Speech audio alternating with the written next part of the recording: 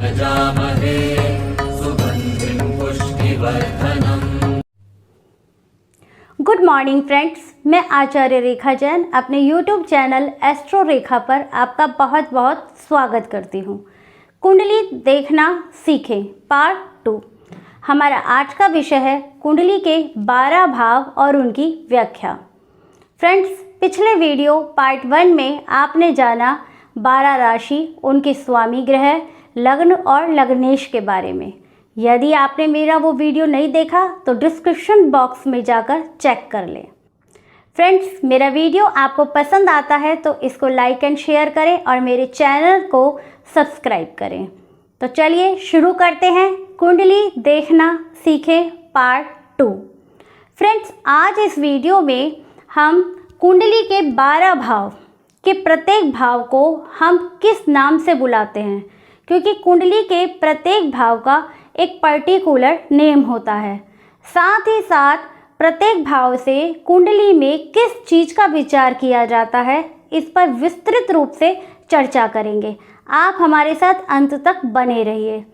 प्रथम भाव यानी लगन। लगन से व्यक्ति के व्यक्तित्व का, उसके आचार विचार व्यवहार नेचर का पता लगाया जाता है।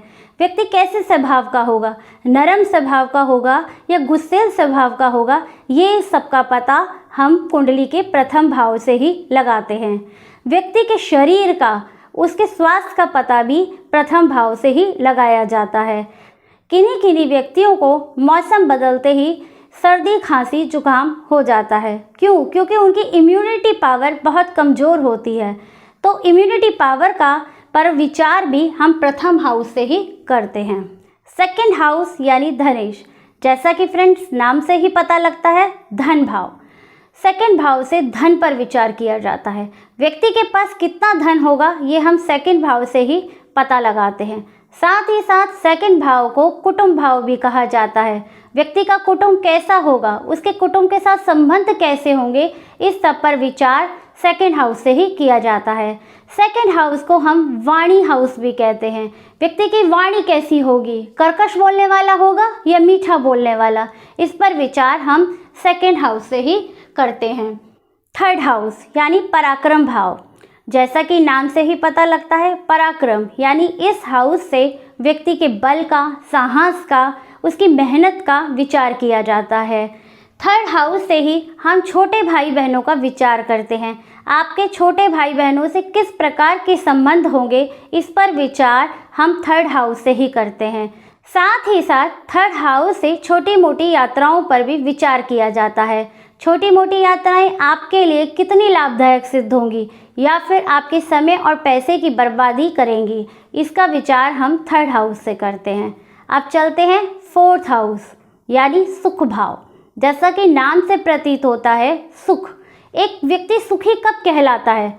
जब व्यक्ति के पास एक सजा सवरा आलीशान मकान हो, बड़ी सी गाड़ी हो, तो देखने वाले को लगता है कि व्यक्ति सुखी है। तो फ्रेंड्स, फोर्थ हाउस से व्यक्ति के मकान का, वाहन का विचार किया जाता है।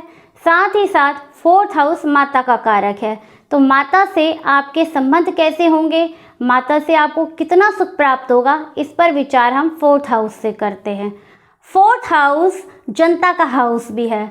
राजनीतिज्ञों के लिए फोर्थ हाउस बड़ा इम्पोर्टेंट हाउस है, क्योंकि इससे जनता का विचार किया जाता है। आपने देखा होगा किन्हीं राजनीतिज्ञ को जनता बहुत पसंद करती है। फोर्थ हाउस से आपका फ्रेंड सर्किल के बारे में भी विचार किया जाता है। फ्रेंड्स, अब चलते हैं फिफ्थ हाउस यानी पंचमेश, संतान भाव। नाम से ही पता लगता है, संतान भाव यानी संतान। फिफ्थ हाउस से संतान के बारे में विचार किया जाता है, बुद्धि का विचार किया जाता है, आपकी पढ़ाई लिखाई के बारे में विचार किया जाता है कि आप किस दर्जे के स्टूडेंट हैं। आप औसत दर्जे के स्टूडेंट हैं अथवा आप A+ के स्टूडेंट हैं। फिफ्थ हाउस प्रेम का घर भी है। प्रेम, अफेयर, इस सब का विचार हम फिफ्थ हाउस से ही करते हैं। अचानक से होने वाले लाभों का विचार भी हम फिफ्थ हाउस से ही करते हैं। सिक्स हाउस यानी रोगेश। सिक्स हाउस से 3 प्रमुख चीज़ों का विचार किया जाता है, रोग, रिपु और ऋण। रोग मतलब बीमारी, रिपु मतलब दुश्मन।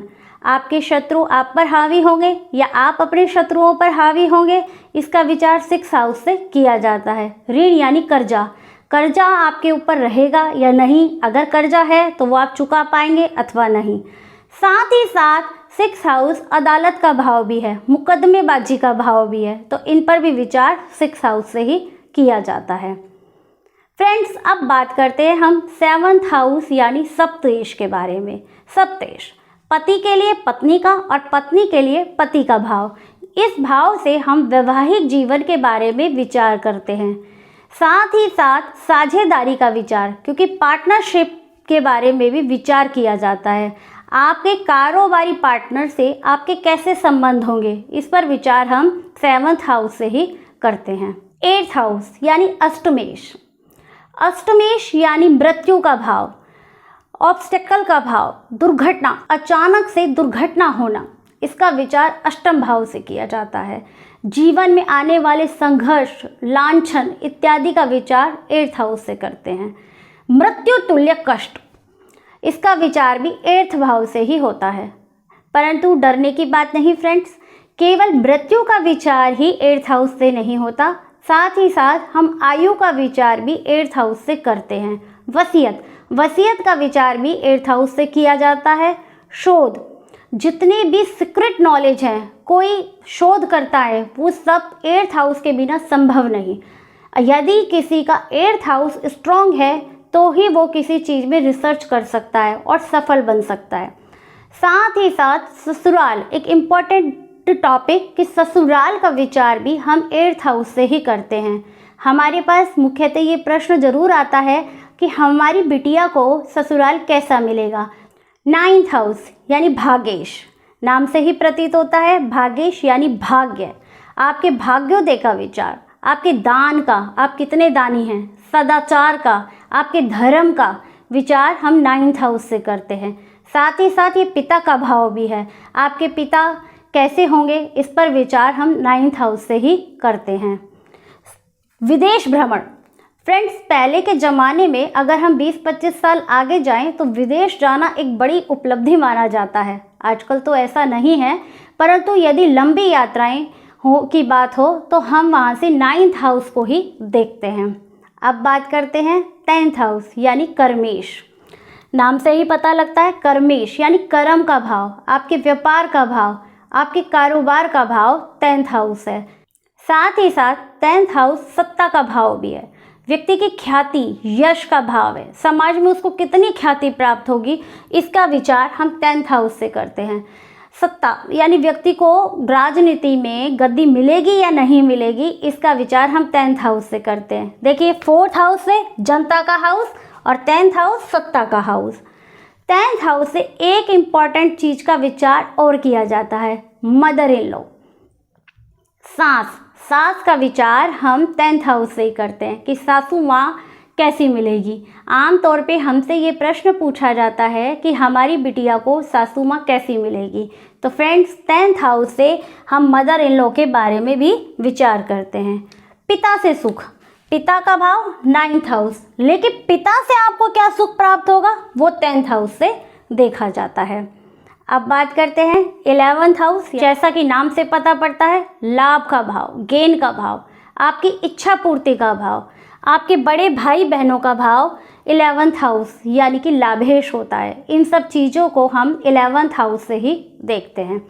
अब आते हैं 12th हाउस की तरफ यानी व्ययेश, नाम से व्यय, जितने भी व्यक्ति के फालतू के खर्चे होते हैं, मतलब ऐसे खर्चे जो कोई व्यक्ति नहीं करना चाहता, जैसे अस्पताल के खर्चे, दवाई के खर्चे, कोर्ट कचहरी मुकदमों के खर्चे, कोई करना नहीं चाहता लेकिन फिर भी होते हैं, तो ऐसे खर्चों को हम 12th हाउस से देखते हैं।